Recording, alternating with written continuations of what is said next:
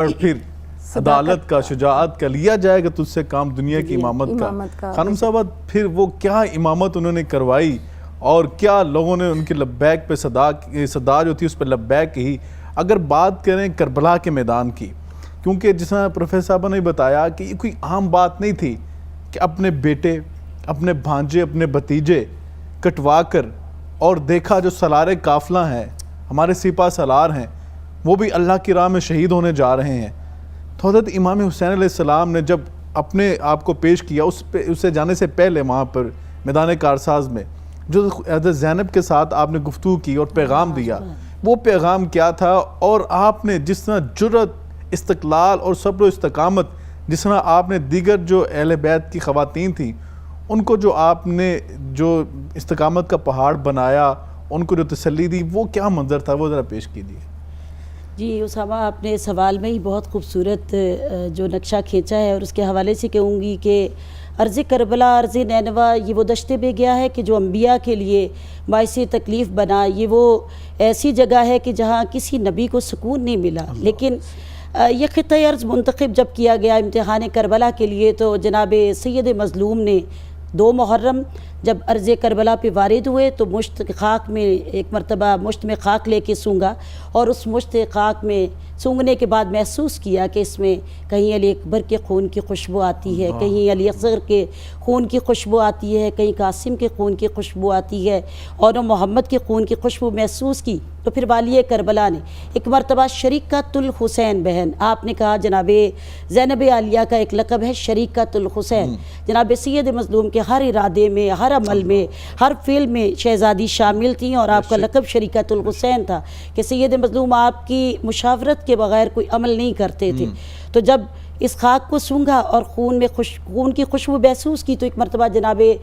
سیدہ زینب عالیہ سے کہا کہ میری بہن، اس خاک کو سونگھنا، کیا یہ وہی عرضے میں گیا ہے کہ جہاں ہم نے قیام کرنا ہے؟ بی بی نے جب اس خاک کو سونگھا تو کہا کہ میرے بھائی، آپ اپنے ارادوں کو مضبوط رکھیے، ہم امتحان کربلا کے لیے تیار ہیں۔ اور آپ دیکھیے کہ امتحان کربلا کی تیاری کے لیے صرف کہہ دینا ہی کافی نہیں تھا۔ ابھی آپ نے سنا کہ بھائی، بیٹے، ان کی گردنیں کاٹی گئیں، ان کے سروں کو نیزوں پہ سوار کیا گیا۔ ایک عورت کا سب سے کمزور ترین لمحہ وہ ہوتا ہے کہ جب اس کے بھائی یا اس کے بیٹوں کو مجروح کیا جائے، کہ وہاں وہ عورت منقسم ہو جاتی ہے، پروردگار کے سامنے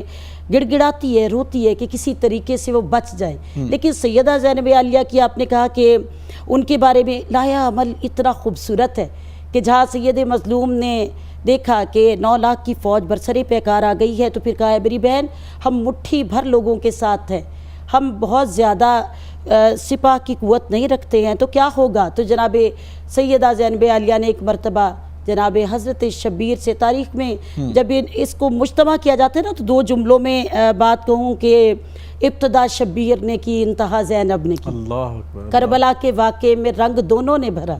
تو جناب سیدہ زینب عالیہ نے اپنے بھائی سے کہا کہ آپ اپنے ارادوں کو مضبوط رکھیے، اور حق و باطل کا یہ مارکہ انشاءاللہ تعالی ہمارے لیے ایسا ہی سرفراز ہوگا کہ قیامت تک لوگ ہمیں درود و سلام کے قابل سمجھیں گے۔ اور جب جناب زینب عالیہ کی طرف سے مشاورت مل گئی تو سید مظلوم نے اپنے ارادوں کو مضبوط کر لیا۔ پھر جناب حضرت امام سید مظلوم اگر 18 سالہ جوان بیٹے کی میت بھی لائے، تو خیمے کے در پہ کھڑی ہوئی اس شہزادی نے استقبال جب کیا تو اپنے بھائی کے شانے پہ ہاتھ رکھ کے کہا ہے میرے بھائی حسین، مت سمجھنا کہ تمہاری قربانی رائے گاہ جائے گی، پروردگار عالم تمہیں فخر اسماعیل، فخر ابراہیم بنا کے روز محشر اس طرح محشور فرمائے گا کہ خود گواہی دے گا کہ جو قربانی سید مظلوم نے دی وہ کائنات میں کوئی نہیں دے سکتا۔ بے شک بے شک۔ تو یہ شرف جناب سیدہ زینب عالیہ کا ہے۔ اور ابھی جیسے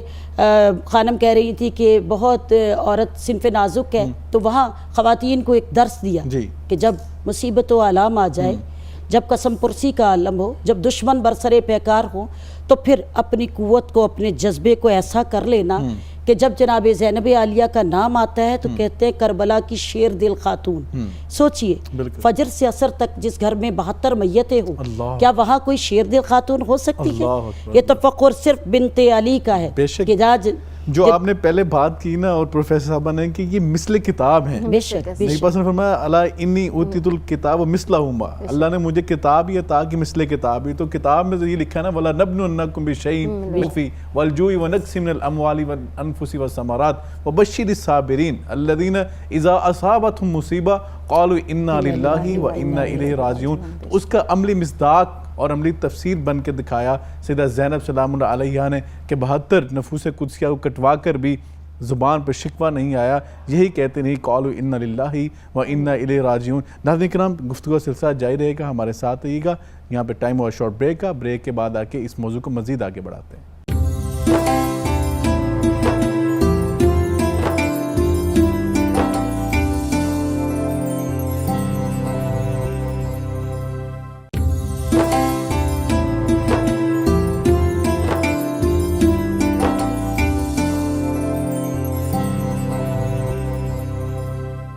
ناظرین، اگر بات کی جائے نبی کریم علیہ السلام کے خطبات کی، تو آقا کا خطبہ ہے، آپ نے فرمایا کہ میں تم میں 2 چیزیں چھوڑے جا رہا ہوں، اگر تم انہیں تھامے رکھو کبھی گمراہ نہیں ہوگی، ایک اللہ کی کتاب اور ایک میری سنت۔ اور یہ خطبہ جو ہے یہ موطا امام مالک میں مروی ہے۔ اگر دوسرے خطبہ کی بات کی جائے تو آقا نے ایک اور موقع پر غدیر خم کے موقع پر مولا علیہ السلام کو ساتھ کھڑے کر کے خطبہ ارشاد فرمایا انی تارک فیکم الثقلین لن تضلوا ما تمسکتم بہما، اولہما کتاب اللہ، اور دوسرے موقع پہ فرمایا اطرتی۔ اب بات یہ ہے کہ آقا نے پہلے خطبے میں کتاب اللہ کے ساتھ سنت کو بیان کیا اور دوسرے خطبہ میں کتاب اللہ کے ساتھ اطرت کو بیان کیا۔ ہم یہ نہیں کہہ سکتے کہ نعوذ باللہ کہ آقا علیہ السلام بھول گئے تھے، یہ ہم ہیں جو بھول سکتے ہیں، لیکن آقا علیہ السلام کی ذات پاک تو ایسی ہے۔ اللہ قرآن میں کہتا ہے سَنُقْرِئُكَ فَلَا تَنْسَ إِلَّا مَا شَاءَ اللَّهُ، اور دوسرا ہمارا عقیدہ بھی یہ وَمَا يَنطِقُ عَنِ الْهَوَىٰ، آقا اپنی زبان نبوت سے بات کیا کرتے جب اللہ ان پر وحی نازل فرما دیتا تھا۔ اصل میں اللہ کے رسول نے یہ ہمیں سمجھا دیا کہ سنت کا تسلسل اطرت ہے، اور اطرت کا جو کردار ہوگا یہ میری سنت کا تسلسل ہوگا۔ اور آقا نے اسی حدیث میں فرمایا تھا لن یفترق حتیٰ یرد علی الحوض، یہ قرآن اور اہل بیت اکٹھے ہیں، یہ کبھی جدا نہیں ہو سکتے حتیٰ کہ حوض کوثر پہ اکٹھے میرے پاس آئیں گے۔ تو اس حدیث سے معلوم ہوا کہ جب کربلا تھی تو